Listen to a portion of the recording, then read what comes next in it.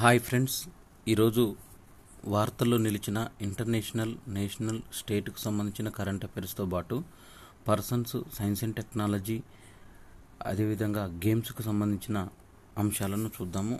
వీటిలో మొదటి అంశం, ప్రపంచంలో అతిపెద్ద క్రూజ్ నౌక రాయల్ కరీబియన్ సంస్థకు చెందింది. ఐకాన్ ఆఫ్ ది సీస్ తన తొలి ప్రయాణానికి సిద్ధమైంది. అమెరికాలో ఫ్లోరిడా రాష్ట్రం మియామి పోర్టు నుంచి స్థానిక కాలమానం ప్రకారం శనివారం సాయంత్రం బయలుదేరి వారం రోజుల పాటు సముద్ర జలాలపైన విహరిస్తూ వివిధ దీవులను చుట్టేనుంది.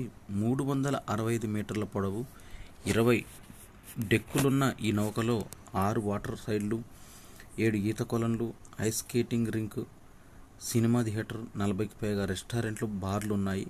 కుటుంబాలతో ప్రయాణించే వారికి అత్యుత్తమ అనుభూతి అందించేలా ఈ నౌకలో సౌకర్యాలు ఉన్నట్లు రాయల్ కరీబియన్ సంస్థ CEO జాసన్ లిబర్టీ అన్నారు. ఈ ఓడకు 2350 మంది సిబ్బంది, 7600 మంది ప్రయాణికులను తీసుకుపోయే సామర్థ్యం ఉంది. ఈ ఐకాన్ ఆఫ్ ది సీస్కు సంబంధించిన ముఖ్యమైన సమాచారాన్ని ఇప్పుడు చూద్దాము. ఐకాన్ ఆఫ్ ది సీస్గా పిలువబడే ప్రపంచంలోనే అతిపెద్ద నౌక.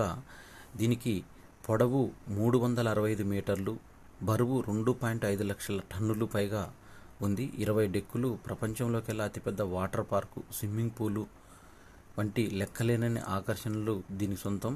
ఒక మాటలో చెప్పాలంటే మినీ ప్రపంచం కళ్ళ చెదిరే స్థాయిలో సర్వసదుపాయాలు ఈ లగ్జరీ క్రూయిజ్ దీనికి సంబంధించిన విషయాలు. ఈ నౌక నిర్మాణం $200 కోట్ల పైగా ఖర్చయింది. ఫిన్లాండ్లోని మెయక్ తుర్క్ షిప్ యార్డ్లో దీన్ని తయారు చేశారు. ఈ విలాస నౌక టైటానిక్ కంటే కూడా ఏకంగా 5 రెట్లు పెద్దది. ఇందులో ఏకంగా 7,960 మంది హాయిగా ప్రయాణించవచ్చు. 2,350 మంది సిబ్బందితో కలిసి దాదాపు 10,000 మందికి పైగా పడతారు. 17,000 చదరపు అడుగుల విస్తీర్ణంతో ప్రపంచంలోనే అతిపెద్ద వాటర్ పార్కు ఈ నౌక ప్రాంతం. 16-17 అంతస్తులను పూర్తిగా వాటర్ పార్కులకే కేటాయించారు. వాటిలో లెక్కలేనన్ని వాటర్ గేమ్స్ ఆస్వాదించవచ్చు. కళ్ళకు ఒళ్ళు గగురుపరిచే విధంగా అడ్వెంచర్ గేమ్స్ కూడా ఉన్నాయట. ఇక 7 సువిశాలమైన స్విమ్మింగ్ పూల్స్ అదనపు ఆకర్షణ. గుండెలు తీసిన బంట్లయితే 20వ అంతస్తు నుంచి కూడా నేరుగా సముద్రంలోకి డైవింగ్ చేయడం వంటి పలు సాహసాలు కూడా చేయవచ్చు. దీనిపై నుంచి ప్రత్యేకంగా రూపొందించిన ఐస్ ఎరీ నాలో స్కేటింగ్ కూడా చేయవచ్చంట. మినీ కోర్స్ కూడా ఉంది దీంట్లో. పలు థీమ్ పార్కులు, సువిశాలమైన 40 బార్ అండ్ రెస్టారెంట్లు ఉన్నాయి. ఇక్కడ ప్రపంచ ప్రఖ్యాత రుచులన్నింటినీ ఆస్వాదించవచ్చు. వీటిలో 21 క్లాసికల్కి సంబంధించినవి. ఏం తిన్నా తాగినా అంతా ఉచితమే. అత్యాధునిక సినిమా థియేటర్లో సినిమాలు మొదలైనవి, లైవ్ మ్యూజిక్ షోలు కూడా ఉన్నాయి. దీంట్లో 55 అడుగుల ఎత్తైన ఇండోర్ జలపాతము నౌక ప్రత్యేక ఆకర్షణగా ఉంది. అందుకే 10 రోజులు పడుతుందట. ఆదివారం మొదలయ్యే తొలి ప్రయాణం కరీబియన్ దీవుల్లోని బహమాసు, హోండురస్ గుండా 7 రాత్రులు 6 పగళ్ళు సాగుతుంది. ఈ నౌక ప్రధానంగా లిక్విఫైడ్ న్యాచురల్ గ్యాస్తో నడుస్తుంది. 90% పైగా తాగునీటి అవసరాలు రివర్స్ ఆస్మాసిస్ పద్ధతుల్లో సముద్ర జలచరాలు మొదలైన వాటికి ద్వారానే తీసుకుంటారు. ఐకాన్ ఆఫ్ ది సీస్లో ప్రయాణానికి ఔత్సాహికులు ఏడాదిగా ఎదురు చూస్తున్నారు. 2022 అక్టోబర్లో దీని తొలి ఫోటోలు బయటకు వచ్చినప్పటికీ జనాలు విపరీతంగా ఆసక్తి చూపడం మొదలైంది. టికెట్లు ఆన్లైన్లో అందుబాటులో పెట్టడంతోనే హాట్ కేకులు అమ్ముడుపోయాయి. నిజానికి ఇది 2 ఏళ్ల క్రితమే అందుబాటులోకి రావాల్సింది, కానీ కరోనా కారణంగా దీనికి ఆలస్యమైంది. ఇందులో రకరకాల ప్యాకేజీలు, 2,805 గదులు, విశాలమైన లగ్జరీ మొదలైనవి ఉన్నాయి. దాదాపుగా ఈ ఖరీదు చూస్తే నూరెళ్ళ పెడతారు. తక్కువ ప్యాకేజ్ అంటే $3,000 అంటే దాదాపు $2,50,000 నుంచి మొదలవుతుంది. $2,00,000 అంతకు మించి కూడా ప్యాకేజీలు ఉన్నాయి దీనిలో. ఐకాన్ ఆఫ్ ద సీస్ను తలదన్నేలా స్టార్ ఆఫ్ ద సీస్ పేరుతో మరో అతి విశాలమైన నౌకను నిర్మిస్తామంటూ రాయల్ కరీబియన్ ఇప్పటికే ప్రకటించింది. దీని ముందు అతిపెద్ద లగ్జరీ నౌకగా రికార్డు ఎక్కువ వండర్ ఆఫ్ ద సీస్ను కూడా రాయల్ కరీబియన్ నిర్మించడం. దీని బరువు 2.35 లక్షల టన్నులుగా ఉంది. ఇది ప్రపంచంలోనే ప్రస్తుతము అతిపెద్ద నౌక. మనం ఫోటోలో చూడవచ్చు. దీన్ని ఇట్లా అంతస్తులతో కలిపి ఉంది.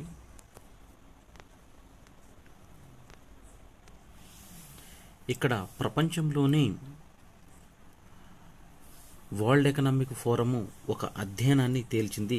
ప్రపంచవ్యాప్తంగా ఏడాదిగా భారత్ సహా విదేశాలు సార్వత్రిక ఎన్నికలకు సిద్ధమవుతున్న వేళ తప్పుడు సమాచారం అనేది ప్రజల్లో ఎదుర్కొంటున్న ముప్పుల్లో ప్రధానమైనది కానుంది. అయితే దీనికి ఈ జాబితాలో భారత్ తొలి స్థానంలో ఉందని ఈ వరల్డ్ ఎకనామిక్ ఫోరం ఒక నివేదికలో తెలిసింది. ఈ సర్వేను 2024 గ్లోబల్ రిస్క్ రిపోర్టు పేరిట వరల్డ్ ఎకనామిక్ ఫోరం విడుదల చేసింది. ఆర్థిక, పర్యావరణ, రాజకీయ, సామాజిక, సాంకేతికత వంటి 34 అంశాలను ప్రాతిపదికగా తీసుకొని కేటాయించిన ర్యాంకుల ప్రకారం రాబోయే 2 ఏళ్లలో కొన్ని దేశాలు ఈ తప్పుడు సమాచార వ్యాప్తి సమస్యాత్మకంగా కావచ్చంటూ అంచనా వేశారు. ఎన్నికల వేళ ఈ వ్యాప్తిని అరికట్టేందుకు అనిశ్చితి, విధ్వంసం, ఉగ్రవాదానికి సంబంధించిన కారణాలు కావచ్చంటూ పరిణామం దీర్ఘకాలిక ప్రజాస్వామిక ప్రక్రియకు విఘాతం కలిగించినప్పటి నుంచి ఈ అధ్యయనంలో పాల్గొన్న నిపుణులు అభిప్రాయపడ్డారు. ఇక్కడ మొదటి ర్యాంకులు చూసినట్టయితే దాదాపుగా భారత్ మొదటి ర్యాంకుగా ఉంది. ఇక్కడ తర్వాత మొదటి 4 ర్యాంకులు 4 నుంచి 6, 7 నుంచి 10 ర్యాంకులు, 11 నుంచి 15 ర్యాంకులు, 16 నుంచి 20 ర్యాంకులు, 22 లేదా ఇంకా దిగువ ర్యాంకులు కూడా ఉన్నాయి. 2023 సెప్టెంబర్ 4 నుంచి అక్టోబర్ 9 మధ్య వాణిజ్య రంగాలు, ప్రభుత్వ, అంతర్జాతీయ పౌర సమాజానికి చెందిన 1490 మంది నిపుణులు అభిప్రాయాల ఆధారంగా దీన్ని సేకరించి తయారు చేశారు. భారత్ మొదటి ర్యాంకు, దీంట్లో ఇండోనేషియా 18వ ర్యాంకు, బ్రిటన్ 11వ ర్యాంకు, అమెరికా 6వ ర్యాంకు, మెక్సికో 11వ ర్యాంకుగా ఉన్నాయి. దీంట్లో లోక్సభ, రాజ్యసభ, రాష్ట్ర శాసనసభల ప్రొసీడింగ్స్ ఒకే వేదిక మీదకి తెచ్చే డిజిటల్ ప్లాట్ఫామే ప్రాజెక్టు నదుల శరవేగంగా సాగుతుంది. ప్రధాని మోదీ వెల్లడించారు. ముంబైలో శనివారం 84వ ఆల్ ఇండియా ప్రిసైడింగ్ అధికారుల సదస్సు ఒకటి జరిగింది వర్చువల్గా. లోక్సభ, రాజ్యసభ, శాసనసభల కార్యకలాపాలు ఒకే వేదికపై తెచ్చేందుకు త్వరలో ఇది సఫలం కానుంది. వన్ నేషన్ వన్ లెజిస్లేటివ్ ప్లాట్ఫామ్కు ఇది బాటలు వేస్తుందని చెప్పారు. శాసనసభ్యుల ప్రవర్తనను బట్టే ఆ శాసనసభ ప్రతిష్ట ఇనుమడిస్తుందంటూ మోదీ తెలిపారు. ఈ విధంగా ఢిల్లీలో ఎన్సీసీ పీఎం ర్యాలీలో ఆయన ప్రసంగించారు. అమ్మాయిలను సాంస్కృతిక కార్యక్రమానికి పరిమితం చేసేవారు వారి అన్ని రంగాల్లోనూ ద్వారాలు తెరవడంతో తనదైన ముద్ర వేసుకుంటున్నారు. గణతంత్ర వేడుకల్లో నారీ శక్తి ప్రస్ఫుటంగా కనిపించిందని ఈ సందర్భంగా ప్రధాని మోదీ తెలిపారు.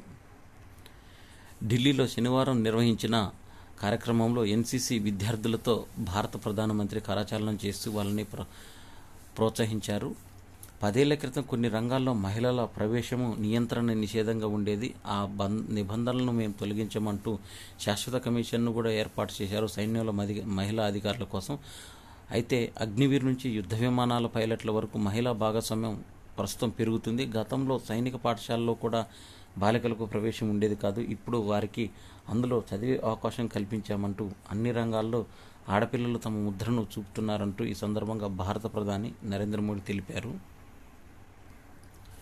తెలంగాణ ప్రభుత్వము ప్రతిష్టాత్మకంగా చేపట్టి విడుదల చేసిన ధరణి పోర్టలు, ఇది రైతు బంధు, రైతు బీమాలకు సంబంధించిన విషయాలన్నీ కూడా, భూమి కౌలు రైతుకు సంబంధించిన వివరాలన్నీ కూడా దీంట్లో పొందుపరచడం ఆనవాయితీగా వచ్చింది గత 10 ఏళ్లుగా. కానీ 5 జిల్లాల కలెక్టర్తో సమావేశమైన కొత్త ప్రభుత్వంలో కీలకంగా ధరణి కమిటీని గుర్తించింది. పోర్టల్లో ఉన్న సాంకేతిక సమస్యను, వరుస సమావేశాలను ఈ కమిటీ నిర్వహిస్తుంది. పెండింగ్ సమస్యలు తగ్గాక దీనిపైన దృష్టి పెట్టి మీ సేవా కేంద్రాల ద్వారా విస్తీర్ణం సమస్యలపైన దాదాపుగా దీంట్లో ఏమైతే లోపాలు ఉన్నాయో వాటిని ఆధారంగా చేసుకొని ఈ పోర్టల్లో కొన్ని ఐచ్ఛికాంశాలు, కొన్ని కీలకాంశాలుగా సూచించింది ఈ ధరణి కమిటీ. ధరణి పోర్టల్లో రైతులు ఎదుర్కొంటున్న అనేక సమస్యలను పరిష్కరించేందుకు అవసరమైన ఐచ్ఛికాంశాలు లేవంటూ ధరణి కమిటీ గుర్తించింది. TM1 నుంచి TM35 వరకు మాడ్యూళ్ల పేరుతో ఏర్పాటు చేసిన వాటిలో 50% సేవలు, సమాచారం తెలిపేవే ఉన్నాయి. ఇక పరిష్కార బాధ్యతలను అధికారం కలెక్టర్లకు ఉండగా భూ విచారణ అంతా కూడా తహసీల్దార్లు చేపట్టాలి. ఈ సందర్భంగా సమస్యల్లో ఎదురైతే ఒక దరఖాస్తు కథ మొదటికి వస్తుంది. అయితే TM33 మాడ్యూల్లో కింద అన్ని రకాల సమస్యలకు దరఖాస్తు చేసుకోవచ్చని 2022 రెవెన్యూ శాఖ సూచించిన చాలా సమస్యల పరిష్కారానికి మార్గదర్శకాలు లేక పెండింగ్లోనే ఉండిపోయాయి. కాబట్టి కొత్తగా ఏర్పడ్డ ప్రభుత్వము ఈ ధరణి సమస్యలను పరిష్కారం చేయాలని సూచిస్తుంది.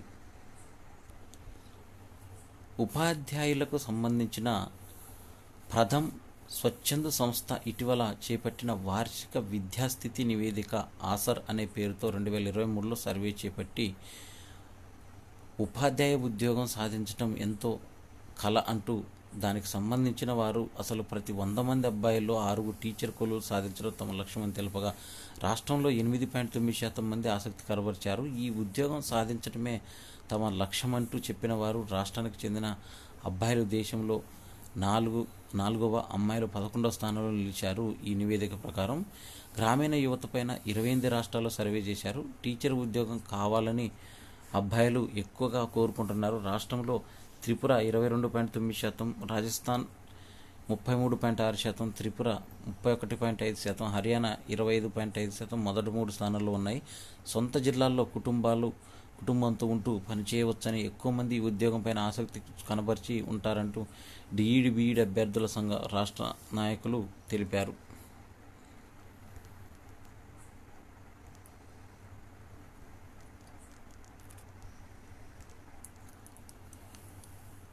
హైదరాబాదులో సాహితీ వేడుక పర్యావరణంపైన చర్చలో రచయిత్రి హెలిషా పర్యావరణ పరిరక్షణకు ప్రభుత్వాలు నిర్దిష్ట విధానాలను రూపొందించితే సరిపోదంటూ ప్రజలు తమ వంతు బాధ్యతను గుర్తించాల్సిన అవసరం ఉందంటూ పర్యావరణ రచయిత్రి స్టోరీ టెల్లర్ హెలిషా పేర్కొన్నారు.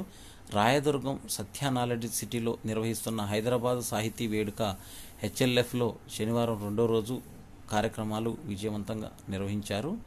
ఈ సందర్భంగా మనం ఉత్పత్తి చేస్తున్న చెత్తను ఇంకెవరో వచ్చి శుభ్రం చేస్తారనే ఆలోచన విధానం నుంచి బయటికి రావాలని జర్నలిస్టు కల్పనా శర్మ అన్నారు. ఇస్రోకి సంబంధించిన కొంత సమాచారం ఇవ్వడం జరిగింది. సతీష్ ధావన్ స్పేస్ సెంటర్ షార్ నుంచి ఈ నెల 1వ తేదీన పిఎస్ఎల్వి C58 ద్వారా ప్రయోగించిన పిఎస్ఎల్వి ఆర్బిటర్ ఎక్స్పెరిమెంట్లో మాడ్యూల్ 3ని POME-3 నిర్దేశిత లక్ష్యాలను సాధించడం ఇస్రో శనివారం వెల్లడించింది. POEM-3 25 డేస్లో 400 సార్లు పరిభ్రమించింది. ప్రస్తుతం ఇది 322 కిలోమీటర్లు 352 కిలోమీటర్ల లక్ష్యంతో కొనసాగుతుంది. 9 పేలోడ్లతో పరిశోధనలు సాగిస్తున్న ఈ మాడ్యూల్ను మరో 73 రోజుల పాటు కక్షలో కొనసాగుతుందంటూ తద్వారా భూ వాతావరణంలో ప్రవేశించేస్తుందని ఇస్రో ఒక ప్రకటన ద్వారా వెల్లడించింది. భారతదేశంలో అత్యున్నత న్యాయస్థానమైన సుప్రీంకోర్టు సర్వోన్నత న్యాయస్థానం వజ్రోత్సవాలకు సిద్ధమవుతుంది. ఈ వజ్రోత్సవాలకు సంబంధించిన 75వ పడిలోకి అడుగుపెట్టిన సందర్భంగా 1950 జనవరి 28న సుప్రీంకోర్టు ప్రారంభమైన సందర్భాన్ని పురస్కరించుకొని ఆదివారం మధ్యాహ్నం 12 గంటలకు ప్రధానమంత్రి నరేంద్ర మోడీ న్యాయస్థాన వజ్రోత్సవాలను ప్రారంభించనున్నారు. దేశ ప్రజల ప్రాథమిక హక్కులను కాపాడుకుంటూ కీలక భూమిక పోషిస్తున్న ఈ న్యాయస్థానానికి సుదీర్ఘమైన చరిత్ర ఉంది. 1947లో భారత్కు స్వాతంత్రం రావడంతో 1950 జనవరి 26 నుంచి రాజ్యాంగం అమల్లోకి వచ్చింది.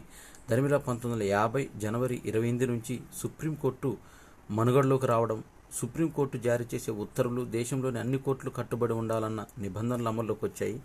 చట్టసభలు, కార్యనిర్వాహక వ్యవస్థలు తీసుకోబడిన నిర్ణయాలను సమీక్షించి రాజ్యాంగ నిబంధనలకు విరుద్ధంగా ఉన్న వాటిని కొట్టివేసే అధికారం ఈ కోర్టుకు కలదు. తొలి రోజుల్లో పాత పార్లమెంటు భవనంలోనే 1950 జనవరి 28 ఉదయం 9:45 న్యాయమూర్తులు తొలిసారి సమావేశం అవ్వడంతో సుప్రీంకోర్టు అధికారికంగా ప్రారంభించినట్టు గుర్తించారు. ఉదయము 10 నుంచి 12 గంటల వరకు, తర్వాత మధ్యాహ్నం 2 నుంచి 4 గంటల వరకు మాత్రమే సమావేశం అయ్యేది. కాలగమనంలో ఏడాదికి 190 రోజులు పనిచేసే స్థాయికి చేరుకుంది. తొలి నెలలో న్యాయమూర్తుల సంఖ్య 8, 7+1గా ఉన్నారు. ఇప్పుడు అది 34+1గా ఉన్నది. సుప్రీంకోర్టు భవనం 17 ఎకరాల త్రికోణాకార స్థలంలో ఉంది. 1954 అక్టోబర్ 29న అప్పటి రాష్ట్రపతి బాబు రాజేంద్ర ప్రసాద్ భవన నిర్మాణానికి శంకుస్థాపన చేయగా మరో 4 ఏళ్లకు 1958 ఆగస్టు 4న ఆయనే దీన్ని ప్రారంభిస్తూ న్యాయ దేవాలయంగా అభివర్ణించారు సుప్రీంకోర్టును. ఇక చరిత్రలో నిలిచిపోయిన 2 తీర్పులు 1973 నాటి Kesavananda Bharati versus state of Kerala case, 1967లో Golaknath versus state of Punjab తీర్పులు చరిత్రలో నిలిచిపోయే తీర్పులను ఇచ్చింది. ఇక 75 ఏళ్ల సుప్రీంకోర్టు పీఠం పైన సీజేఐలుగా ఇద్దరు తెలుగు తేజాలు, ఒకరు జస్టిస్ కోకా సుబ్బారావు, రెండో వ్యక్తి జస్టిస్ ఎన్వి రమణ. ఈ 75 ఏళ్లలో ఇద్దరు తెలుగుకు సంబంధించిన వ్యక్తులు సుప్రీంకోర్టు ప్రధాన న్యాయమూర్తులుగా చేశారు. 39 ఏళ్లకు తొలి మహిళా న్యాయమూర్తి, 77 ఏళ్లకు సీజేఐ కానున్న తొలి మహిళగా ఉన్నది. 77 ఏళ్లకు తొలి మహిళా ప్రధాన న్యాయమూర్తిని ఫాతిమా బీబీ 1989 అక్టోబర్ 6న బాధ్యతలు చేపట్టి సర్వోన్నత న్యాయస్థానంలో తొలి మహిళా న్యాయమూర్తిగా రికార్డులోకి ఎక్కింది. 2027 సెప్టెంబర్ 24న ప్రధాన న్యాయమూర్తిగా బాధ్యతలు స్వీకరించి ఆ పదవి చేపట్టబోయే తొలి మహిళగా రికార్డు సృష్టించనున్నారు జస్టిస్ బివి నాగరత్నం గారు. ఇది సుప్రీంకోర్టుకు సంబంధించిన విషయాలు. కేరళ గవర్నరు ఆరిఫ్ నిరసన వ్యక్తం చేస్తున్నారు. కేరళ గవర్నరు రాష్ట్ర ప్రభుత్వానికి మధ్య విభేదాలు తలెత్తుతున్నాయి. గవర్నరు ఖాన్ పోలీసులతో కోపంగా మాట్లాడి దృశ్యాలు సామాజిక మాధ్యమాల్లో వదిలారు. రాష్ట్రంలో అన్యాయాన్ని ప్రోత్సహిస్తున్నారంటూ, రాష్ట్ర ప్రథమ పౌరుడిగా సహించేది లేదంటూ సీఎం పినరయి విజయన్ పైన గవర్నర్ మండిపడ్డారు. కలకత్తా హైకోర్టు బెంచుల వివాదంపైన సుప్రీం స్పష్టీకరణ చేసింది. సెలవు రోజు ప్రత్యేక విచారణ జరిపి సర్వోన్నత న్యాయస్థానం మేము చూసుకుంటాము, మాకు వదిలేందంటూ వదిలారు. పశ్చిమ బెంగాల్లో ఎంబీబీఎస్ ప్రవేశాల కోసం జారీ అయిన కుల ధృవీకరణ పత్రంలో అవకతవకలు జరిగిన ఆరోపణలు వచ్చాయి. ఒక పిటిషన్ను జస్టిస్ అభిజిత్ గంగోపాధ్యాయ్ ఏకసభ్య ధర్మాసనంను బుధవారం విచారించింది. ఇక కలకత్తా హైకోర్టులో నెలకొన్న ఇబ్బందికర పరిస్థితులు సుప్రీంకోర్టు సుమోటోగా పరిగణలోకి తీసుకొని వీటిపైన justice Sanjiv Khanna, justice B R Gavai, justice Suryakant, justice Aniruddha Bose ప్రత్యేక ధర్మాసనం ఏర్పాటు చేసి వీటికి సంబంధించిన విషయాలను వెలుగులోకి తీసుకొస్తుంది. దేశంలోని వివిధ ఉన్నత విద్యాసంస్థలకు అక్రిడేషన్ వ్యవస్థను అక్రిడేటెడ్ కాదు, నాన్ అక్రిడేటెడ్ మాత్రమే వర్గీకరిస్తారు. National assessment and accreditation council నాక్ అనేది ఈ విధంగా నిర్ణయం తీసుకుంది. ఇప్పటి నుంచి నాక్ గ్రేడింగ్ విధానం రద్దు చేయాలంటూ డీటెట్ అక్రిడేటెడ్ విద్యా సంస్థలకు లెవెల్స్ కూడా ఇస్తారంటూ ఈ సందర్భంగా తెలియజేశారు. లెవెల్స్ సాధించే ప్రోత్సాహకం అత్యున్నతగా ఉంటుందంటూ అక్రిడేటెడ్ కాదనే విధానాన్ని వచ్చే 4 నెలల్లో లెవెల్ వ్యవస్థను డిసెంబర్ నాటికి ఆచరణలోకి తెస్తామని ఈ సందర్భంగా తెలిపారు. సైన్స్ అండ్ టెక్నాలజీకి సంబంధించిన ఒక అంశము the Lancet regional health south east Asia పత్రికల్లో ప్రచురితమైన ఒక అంశము. భారత్లో కమ్యూనికేషన్ అక్యూడ్ కిడ్నీ ఇంజురీస్ అనేవి మూత్రపిండాల సమస్యతో సెప్సిన్, ఉష్ణమండల ప్రాంత జ్వరమే ప్రధాన కారణమంటూ తెలిపారు. ఈ సిఏ ఏకేషియాన్ పత్రికల్లో ప్రచురితమయ్యాయి. ఏకేఐ రుగ్మతల వల్ల మూత్రపిండాలు రక్తం నుంచి వ్యర్థాలను వడకట్టలేక భారత్లో పలు పేద మధ్యతరగత దేశాల మధ్య ఎక్కువ సమస్యగా చేపడుతున్నారు. దీనికి ఈ వ్యాధికి రూపాంతరం చెందుతుంది. తాజా పరిశోధకులు తెలిపారు. 55 నుంచి 64 ఏళ్ల వయసు వారిలో అధికంగా గుర్తించారు.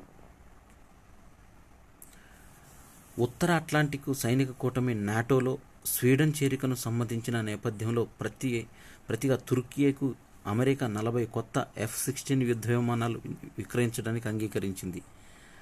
అయితే 40 ఆధునిక F-35 యుద్ధ విమానాలు విక్రయించనుంది. మొదట్లో సైనికంగా తటస్థంగా ఉన్న స్వీడన్, ఫిన్లాండ్, ఉక్రెయిన్లు రష్యా దండెత్తిన తర్వాత నాటో చేరేందుకు నిర్ణయించాయి. ఫిన్లాండ్ చేరిక సాఫీగా జరిగిందంటూ, స్వీడన్ విషయంలో తుర్కీ అభ్యంతర పెడుతుందంటూ F-16 విమానాలు ఆధునీకరణకు విడిభాగాలను సరఫరా చేయాలని తుర్కీ చాలా కాలంగా అమెరికాను కోరుతుంది. ఈ చేరికతో మార్గం సుగమం అయింది.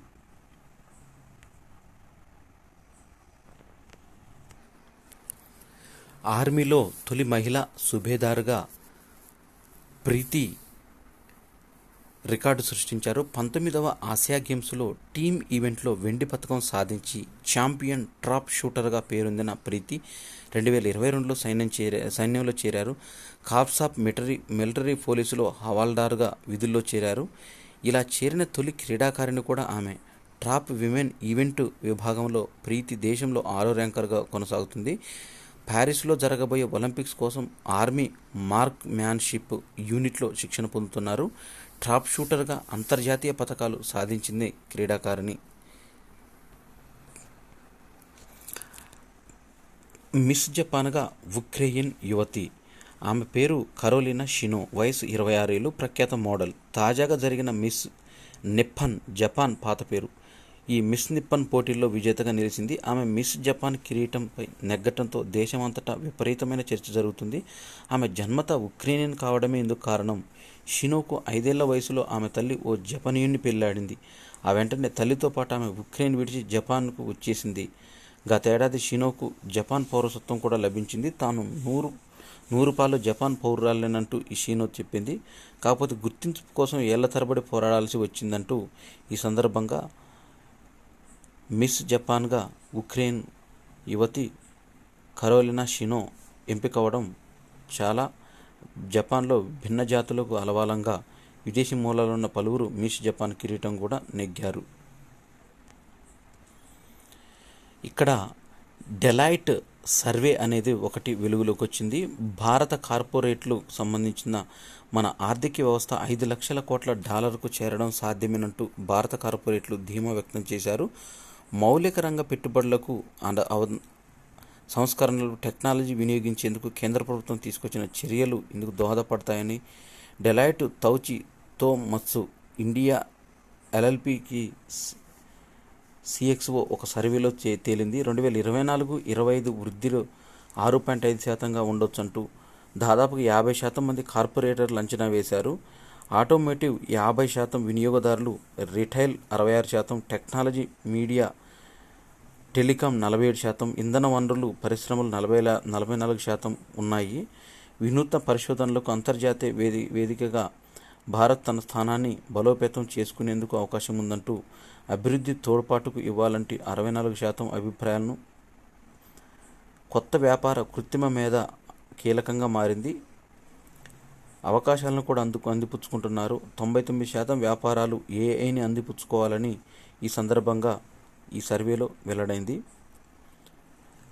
క్రిసిల్ నివేదిక 2027-28 పైన వచ్చింది. మౌలిక గృహ నిర్మాణాల గురించి పెరుగుతున్న గిరాకీని అనుకూలంగా మలుచుకునేందుకు సిమెంటు పరిశ్రమలు తమ ఉత్పత్తి సామర్థ్యాలని 2024-25 నుంచి 2027-28 మధ్యలో 150 నుంచి 160 మిలియన్ టన్నుల మేర పెంచుకునే అవకాశం ఉందంటూ క్రిసిల్ ఒక నివేదిక ద్వారా వెల్లడి చేసింది. బ్రోకరేజ్ సంస్థ అయిన జెఫ్రీను అయోధ్యతో పర్యాటకం జోరు అందుకుంటుందంటూ అంచనా వేసి చెప్పింది. ఏటా 5 కోట్ల మంది సందర్శించే అవకాశం ఉందంటూ హోటళ్లు, ప్రయాణ ఆహార సంస్థలకు గిరాకీలు విపరీతంగా పెరుగుతాయంటూ ప్రస్తుతం అయోధ్య చుట్టుపక్కల 17 హోటళ్లలో 590 గదులు ఉన్నాయంటూ ఈ సందర్భంగా 73 హోటళ్లు కూడా ఇక్కడ వచ్చే అవకాశం ఉందంటూ తెలిపారు. ఇక వేగంగా విమానాలు. ఇండిగో సంస్థ ఢిల్లీ, అహ్మదాబాద్ నుంచి, ఎయిర్ ఇండియా బెంగళూరు, కోల్కతా, ఢిల్లీ నుంచి అయోధ్యకు నేరుగా విమానాలు నడుపుతున్నారు. స్పైస్ జెట్, ఆకాశ్ ఎయిర్ కూడా వివిధ నగరాల నుంచి అయోధ్యకు విమానాలను నిర్వహించనున్నారు. ఐఆర్సీటీసీ అయోధ్యకు పర్యాటక ప్యాకేజీలను ప్రకటించింది. Make my trip, is my trip వంటి కంపెనీలు అయోధ్య ప్రయాణాలతో లబ్ధి పడుతున్నాయి. ఇక 2018-19 ఆర్థిక సంవత్సరంలో కోవిడ్కు ముందు దేశ జీడిపి పర్యాటక రంగంలో $194 బిలియన్ అయితే ప్రస్తుతం 2032-33 నాటికి 8% వార్షిక సమ్మిళిత వృద్ధి పెరిగి ఇది $443 బిలియన్ చేరుతుందని ఒక అంచనా వేశారు. జీడిపి పర్యాటక రంగం వాటా మన దేశంలో 6.8% కాగా అభివృద్ధి చెందిన దేశాల్లో ఇది 3.3-5% మాత్రమే ఉంది. ఆస్ట్రేలియా ఓపెన్ను సంబంధించిన గేమ్లో ఫైనల్లో జంగ్ పైన విజయం సాధించింది సబలెంక. ఆస్ట్రేలియన్ ఓపెన్ శనివారం జరిగిన ఫైనల్లో సబలెంక 6-3, 6-2 తేడాతో క్వీనెన్ జంగ్ పైన విజయం సాధించింది. తిరుగులేని ఆధిపత్యాన్ని ప్రదర్శించిన రెండో సీడు సబలెంకా కేవలం 16 నిమిషాల్లోనే టైటిల్ పోరును ముగించింది.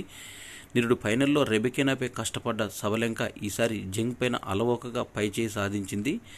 ఎట్టకేలకు పతకాన్ని చేజిక్కించుకుంది. అదేవిధంగా 14 ఏసులు కొట్టింది. 3 సార్లు ప్రత్యర్థి సర్వీసు బ్రేక్ చేసింది. మరోవైపు జంగ్ బ్రేక్ అవకాశాలను కూడా ఒడిసిపెట్టింది. వెంటనే బ్రేక్ సాధించే చక్కని అవకాశాన్ని కూడా జంగ్ చేజార్చుకుంది. ఈ సందర్భంగా 4-1 ఆధిక్యంతో దూసుకెళ్లింది. ఆ తర్వాత 5-2 నిలిచిన ఆమె ఛాంపియన్ కోసం సర్వ్ చేస్తూ 40-0తో నిలిచింది. పోరాట పటిమను ప్రదర్శించిన జంగ్ గేమ్ను 2 సార్లు డ్యూస్కు తీసుకెళ్లింది. ఓ బ్రేక్ అవకాశాన్ని కూడా సృష్టించింది. కానీ చివరికి సబలెంకానే పైచేయి అయింది. 5వ ప్రయత్నంతో ఛాంపియన్షిప్ పాయింట్ను సద్వినియోగం చేసుకున్న ఆమె విజేతగా నిలిచింది. కెరీర్లో తొలి పురుషుల డబుల్స్ గ్రాండ్ స్లామ్ టైటిల్ని కైవసం చేసుకున్నారు బోపన్న అత్యధిక వయస్సులో కెరీర్లో 43వ ఏళ్ల బోపన్న చరిత్ర సృష్టించాడు. లేటు వయసులో కూడా ఘాటుగా తన విజయంతో ఆస్ట్రేలియన్ ఓపెన్ డబుల్స్లో టైటిల్ గెలుచుకున్నారు. శనివారం జరిగిన ఈ ఫైనల్లో బోపన్న జోడీ 7-6, 7-0, 7-5తో సిమోన్ బొలెలి, అంద్రీ వనసోరి ఇటలీ జంటపైన వీరు విజయం సాధించారు. ఎట్టకేలకు ఈ విజయం చారిత్రాత్మకంగా నిలవబోయింది. 2017లో అతడు గాబ్రియేలో దబ్రోవోస్కీ కెనడాతో కలిసి ఫ్రెంచ్ ఓపెన్ మిక్స్డ్ డబుల్స్ కూడా నెగ్గాడు. ఇక కీలకమైన 11వ గేమ్లో బోపన్న జోడీ బ్రేక్ సాధించి 6-5 ఆధిక్యంలోకి వెళ్ళి తర్వాత సర్వీసును నిలబెట్టుకొని ట్రోఫీని గెలుచుకున్నారు. Khelo India youth games weight లిఫ్టింగ్లో ఆంధ్ర లిఫ్టర్ స్వర్ణం నెగ్గింది. బాలికల విభాగంలో సుస్మిత 55 కేజీల కేటగిరీలో స్నాచ్లో 76 కేజీలు, క్లీన్ అండ్ జర్క్లో 97 కేజీలు, మొత్తం 173 కేజీలు బరువెత్తి పసిడి పథకాన్ని కైవసం చేసుకుంది. ISSF ప్రపంచ కప్ షూటింగ్లో భారత్ పసిడి బోని కొట్టింది. శనివారం మిక్స్డ్ 10 మీటర్ పిస్టల్ విభాగంలో రిధమ్ సంగ్వాన్ ఉజ్వల్ జంట స్వర్ణం నెగ్గింది. ఇక పతక పోరులో 239 స్కోరుతో రెండో స్థానంలో నిలిచింది. 1.2 తేడాతో స్వర్ణం చేజార్చుకుంది. రియో ఒలింపిక్స్ ఛాంపియన్కు ఆనా కొరకాకి గ్రీస్ పసిడి నెగ్గింది. ఇవి జనవరి 28, 2024కు సంబంధించిన కరెంట్ అఫైర్స్. ఈ వీడియో నచ్చినట్టయితే లైక్ చేయండి, షేర్ చేయండి, కామెంట్ చేయండి. నా ఛానల్ సబ్స్క్రైబ్ చేసుకోవడం ద్వారా నేను చేసే వీడియోస్ అన్నీ మీకు నోటిఫికేషన్ రూపంలో వెలువడతాయి. Thanks for watching.